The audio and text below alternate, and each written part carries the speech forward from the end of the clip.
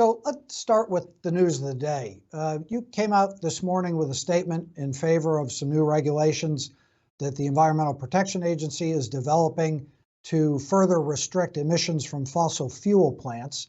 And you also criticized the Edison Energy Institute, an industry group, for its opposition to this move.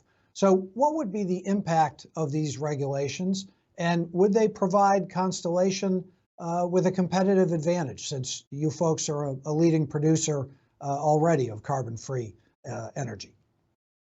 You know, the main impact of the regulations is to provide a means for fossil plants. And I think we all believe that natural gas is going to be part of this energy transition, but it, for the first time, begins to put pressure on existing fossil plants to reduce their emissions. And it gives them a couple of different pathways to do that. One is to blend natural gas with clean hydrogen. And when you do that, you reduce emissions for that percentage that you're using hydrogen as the fuel.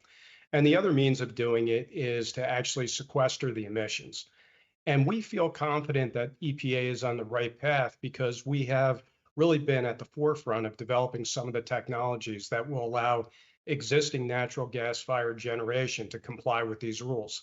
As an example, Dave, most recently we set an industry record, and we took a machine that was 15 years old, so not anything that is state-of-the-art natural gas-fired technology.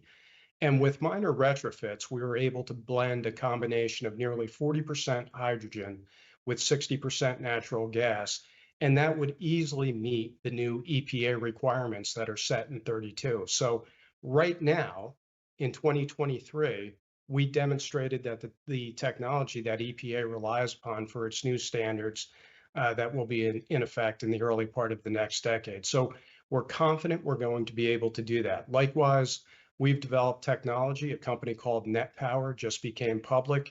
It's a technology we've been working on for over a decade. And what it would do is burn natural gas in a new form of combustion called the alum cycle. And what gets emitted is pure CO2 that could easily be injected into the ground. And one of the things that the IRA did is create economic incentives for pipelines and the capability to inject CO2 into the ground. So we think where EPA is going makes a great deal of sense from a technology standpoint.